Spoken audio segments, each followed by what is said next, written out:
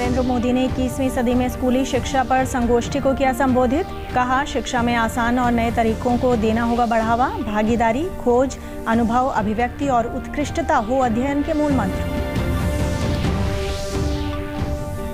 Corona संक्रमण से ठीक होने वाले मरीजों की संख्या में 29 दिनों में 100% की बढ़ोतरी। व्यापक जांच और प्रभावी उपचार से जल्द ठीक हो रहे हैं मरीज।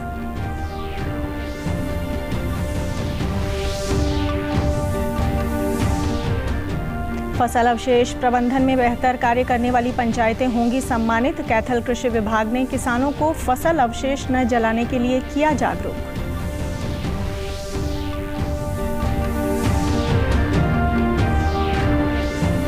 और प्रदेश के खेल मंत्री संदीप सिंह ने जागरूकता रैली में साइकिल चलाकर लोगों को कोरोना से बचाव के लिए मास्क पहनने और सोशल डिस्टेंसिंग बनाए रखने का किया आह्वान।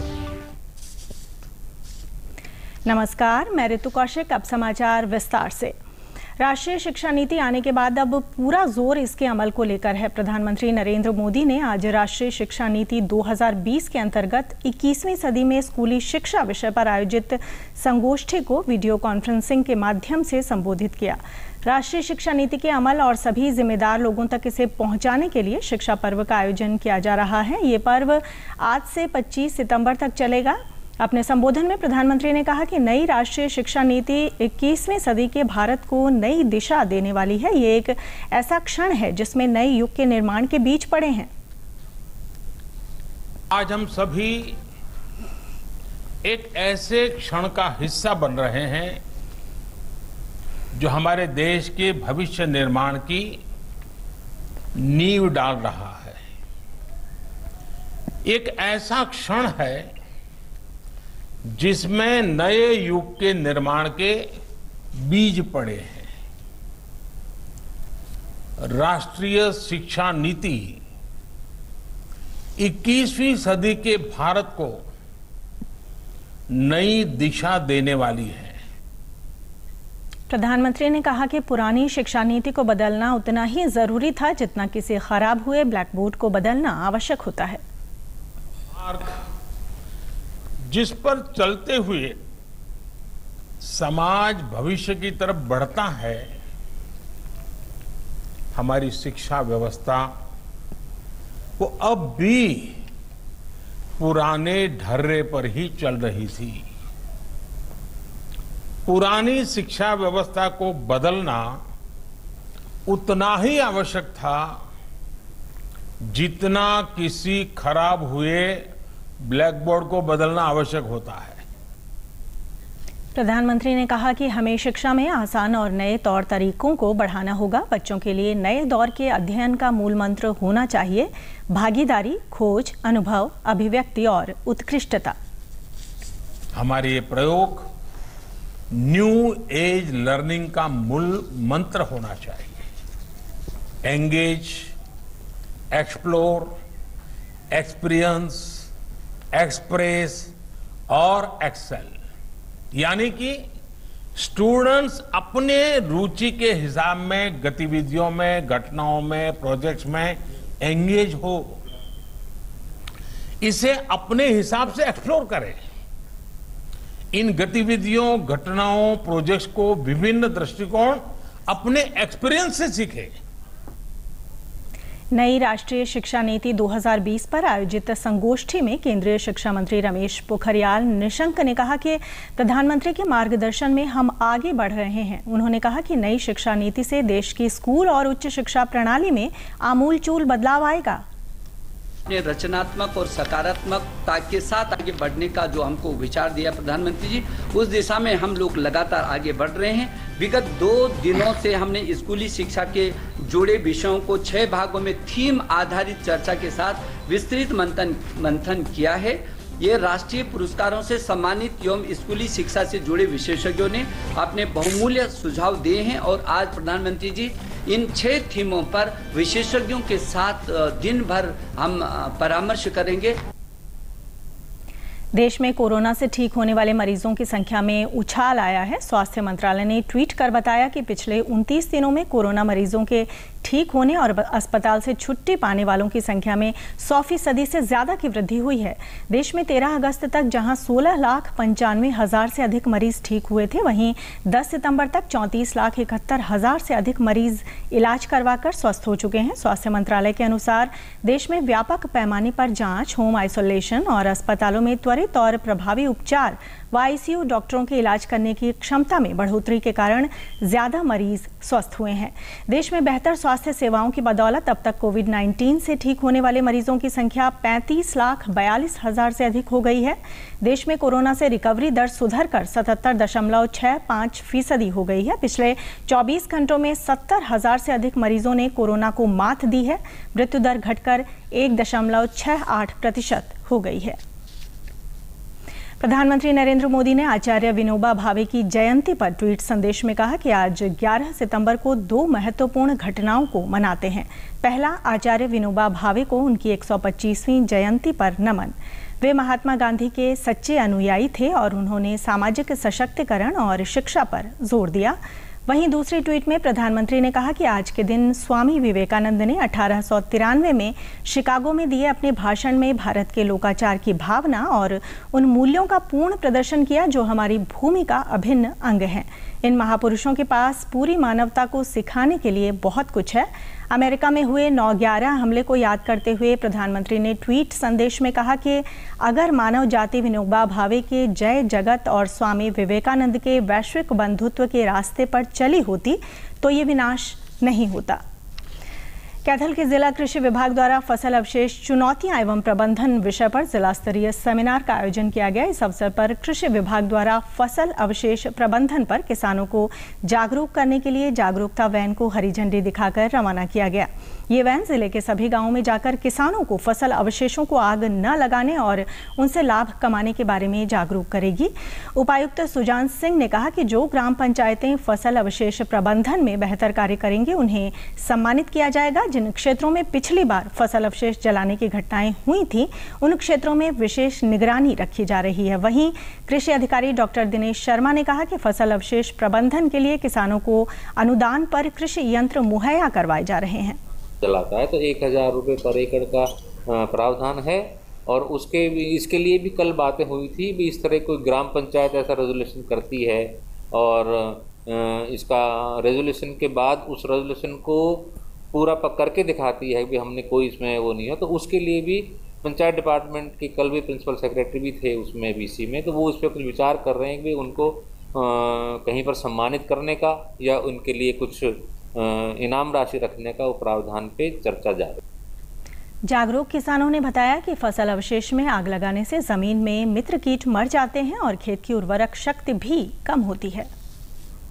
मत जलाओ फाने मत जलाओ, ये एक बहुत अच्छी पहल है और जब तक किसान नहीं इसको समझ पाएगा और तब तक ये योजना भी कामयाब नहीं हो। उस पराली को आग लगाते हैं हमारी ज़मीन की ऊर्जा कम होती है, प्रदूषण बहुत ज़्यादा होता है। इससे उसको पहले काट के उसको रोटावेटर से अपने खेत में दबा देना चाहिए, उससे खाद तैयार होता है, इससे हमारी फसल अगली अच्छी होती है।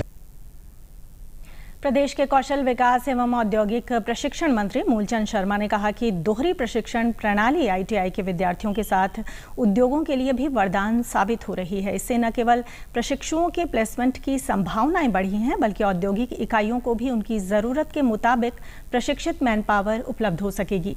उन्होंने कहा कि आईटीआई के छात्रों को इस प्रणाली के तहत 6 महीने से 1 वर्ष तक के पाठ्यक्रमों में 3 से 6 महीने और 2 साल तक के पाठ्यक्रमों में 6 से 12 महीने का कार्यस्थल पर प्रशिक्षण देने की व्यवस्था है।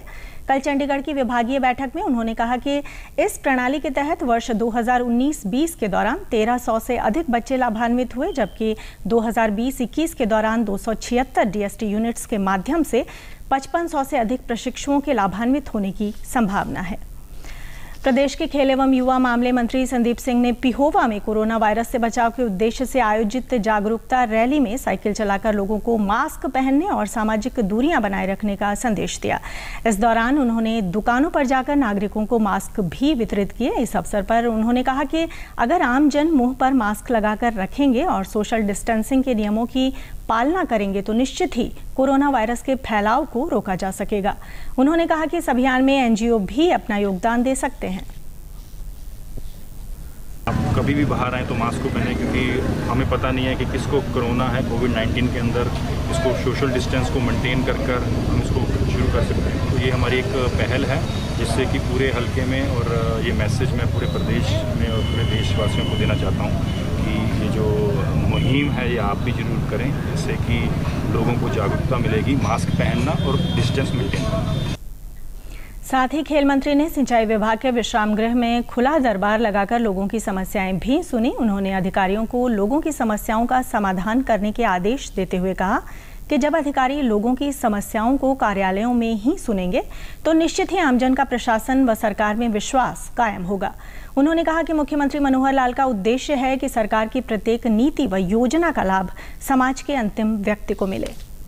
प्रदेश से जुड़ी खबरों को विस्तार से जानने के लिए आप हमारे साथ फेसबुक, ट्विटर और यूट्यूब के माध्यम से भी जुड़ सकते हैं। हमसे जुड़ने के लिए आप हमारे सोशल मीडिया हैंडल को फॉलो कर सकते हैं। प्रदेश के सहकारिता मंत्री डॉक्टर बनवारी लाल ने कहा कि राज्य में सहकारी बैंकों को शीघ्र ही कंप्यूटराइज्ड किया जाएगा, जिससे सारा रिकॉर्ड ऑनलाइन होगा।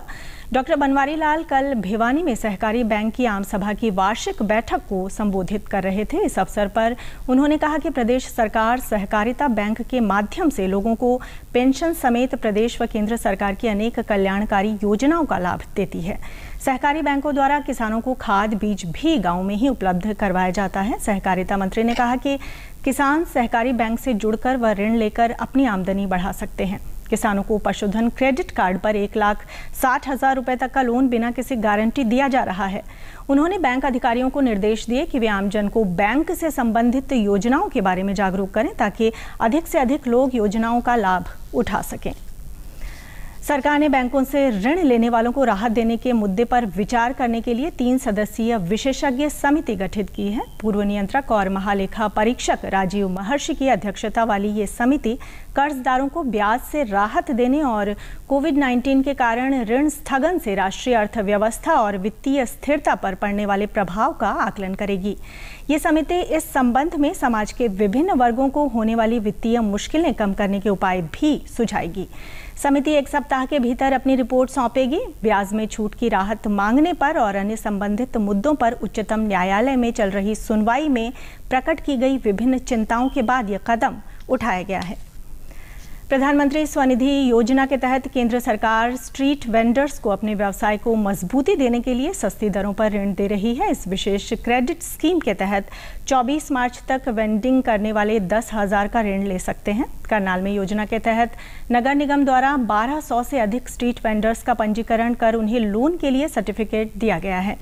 निगम में वित्त अधिकारी गोपाल बख्शी ने बताया कि इस योजना के तहत आवेदक स्ट्रीट वेंडर 10,000 रुपए तक का ऋण बेहद आसान शर्तों के साथ ले सकता है और इसमें गारंटी की ज़रूरत नहीं होगी।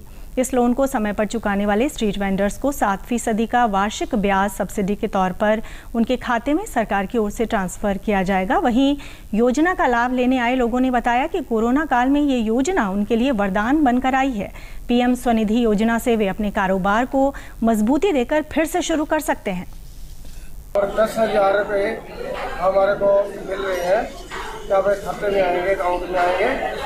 और इसलिए हमारे Aadhaar card, PAN card, ration card, voter card, ID सारी मंगाई है इन्होंने।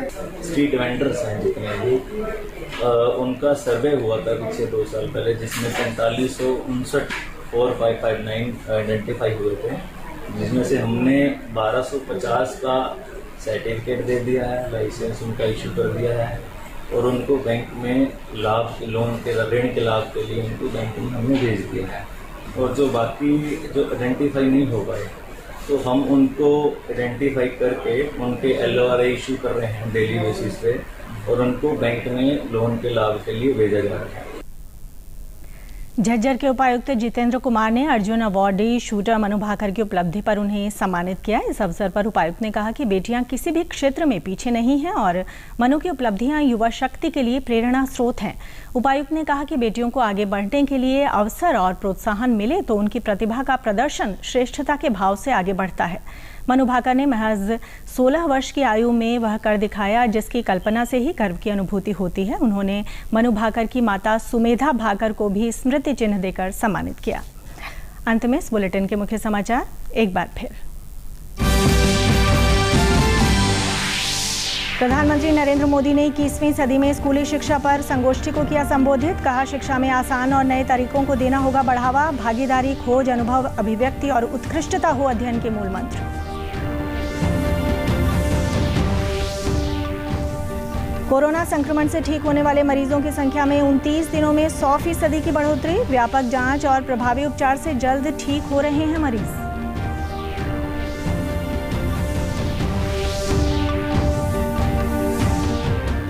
फसल अवशेष प्रबंधन में बेहतर कार्य करने वाली पंचायतें होंगी सम्मानित। कैथल कृषि विभाग ने किसानों को फसल अवशेष न जलाने के लिए किया जागरूक।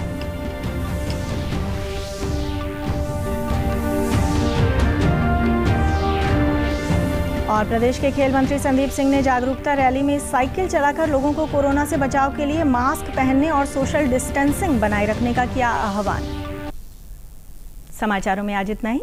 नमस्कार।